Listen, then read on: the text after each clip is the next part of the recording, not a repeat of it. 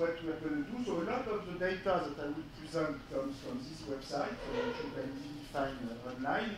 So that's called the World Top Income Database, and so this is a set of countries. So the countries in red are already in the database. The countries in blue are going in the database.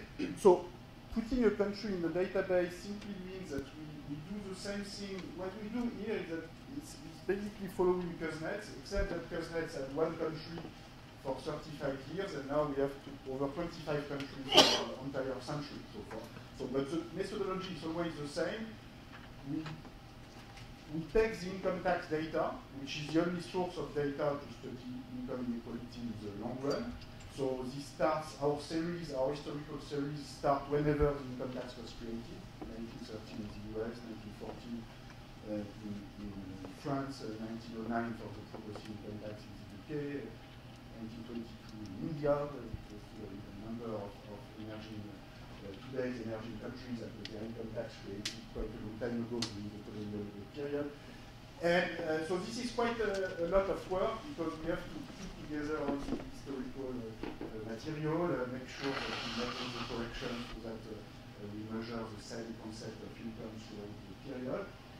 And then we use, like Kuznets, national accounts, national income estimate to compute total income, and by dividing the top income you get from the income tax with the total income from the national accounts, you get shares of income in national income. So it's a very, it's not conceptually very deep, but it's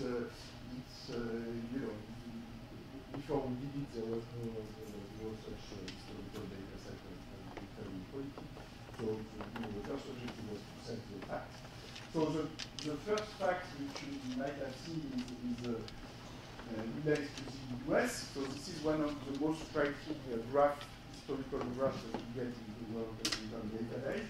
So this is the share of income going to the top 10% in the US. So you can see that in 2010, we have almost 50% of national income going to the top 10, which is slightly larger than the previous high, which was 1928. Okay? So of course, many people looking at this graph, 2007, 1928, and so maybe the rise in inequality also contributed to put pressure on the financial system because of the rise in household debt due to the fact that you had stagnant incomes for large parts of the population. The huge rise in the share. This is roughly 70% of US economic growth over this period was essentially transferred to the top 10% group. So of course, this means that the growth for the bottom 90% was 70% lower than what the aggregate GDP growth statistics would suggest. Okay, so this is a major difference, and this puts US growth rate much below European growth rates for that period. Yes. Do you get the same picture if you, instead of market income, talk disposable income? I think it would be even worse if we take total disposable income, because there are two forces that would go in different directions. The first force is that here we didn't try to integrate tax-exempt capital income. So that's the first very important thing, is that this is just the income that gets reported in the income tax return. Now, at this here, if you compare the amount of dividend and interest and capital gains that you get in the tax return with what you measure in national accounts, you have only 30–40%. If we were to correct this, so the problem is, how do you correct this? If you do a simple proportional correction factor, which is that for all capital income you have in income tax return, you rescale so as to get the national account, which would be assuming that everybody is benefiting as much from capital tax exemption or is able to use tax haven as much, then we would get, this would be 55% of national income instead of 48. So this would be a big increase.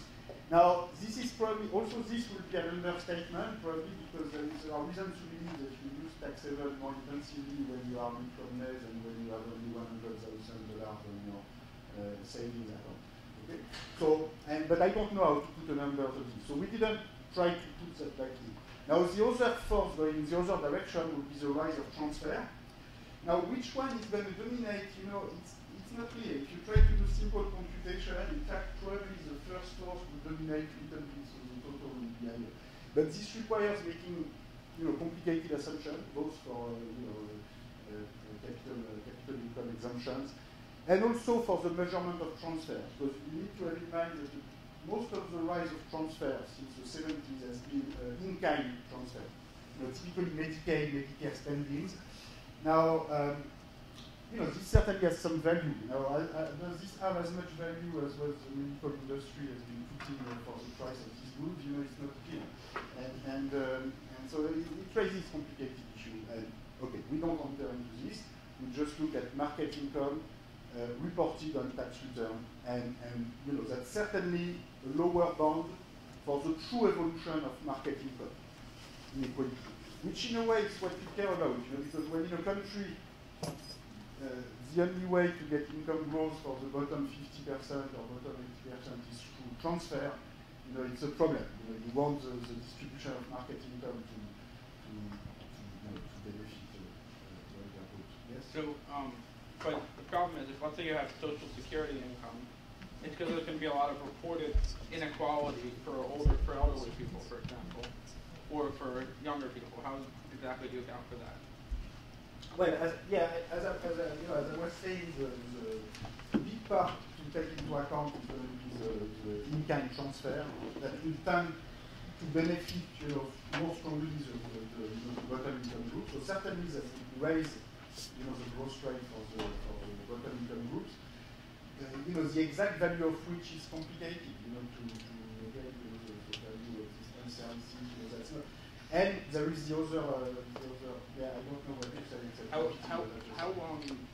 You're saying this is the lower, but you think this is the lower bound for inequality? For the top 10% share, certainly, yes. But because of this capital income effect that I just explained, which, again, let me insist, we didn't try to to get a stronger trend. If anything, not trying to correct for the capital income exemption, it's going to be huge underestimate of the right. But if I do just simple proportional adjustment, I will get to 55%. Okay. Now, why do we have so much variability over there? That's because of capital gains. Okay, so if you take away capital gains, so capital gains, and I'm sure you've heard of capital gains in the context, and you all know that capital gains is less tax than normal income. So this is income you get by selling shares in a company. Now this is very cyclical. Okay, so and you can see that if you take away capital gains, you have a much more regular rise in inequality, and also you can see that recession per se are not going to change the long-run trend. The Great Recession in particular, or it's clear that right after the recession, so this is 2010, 9, 8, 7. So 2007 was a very good year to exercise capital gains. 8 and 9 were not so good. Like 2001, 2, right after the internet bubble crash, it was not a good time to exercise capital gains. But then it starts going up again. Okay, so it's important to see that the recession, we don't have the data for 2001-12 so far, but the preliminary data we have suggests that it's going to keep going up. In fact, already here, 2010 is the highest point that we have for the entire historical series. So this is, on the basis of previous recession, there's really no reason to expect the current recession to affect the long-run trend. I'm not saying this is necessarily going to go up 70% of national income in 20 years from now. This could well stabilize at this very high level. It's very hard to know. But at least there's no reason to expect a drop to occur. The drop which occurred here was really policy-driven, with the World War and a big change in tax policy. But the recession per se, without the policy response, is not going to affect the long-run trend. Maybe the other piece of fact that you should have in mind is that a big part of this evolution comes from the top 1. Okay, so this is the top 10. So now here we decompose this same top 10 in 3 groups: top 1, the 4% below them, and the 5% below them. Okay, so by construction, the sum of these three curves is this one.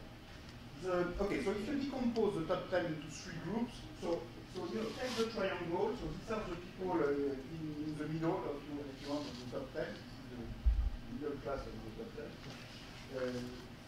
These are typically my fellow US economists, you know, I don't know the PhDs in political science, but so 150 to 350 is where a lot of academic economists would be, and you can see that you know, they have been doing pretty well. You know, they are quite representative of the triangle curve.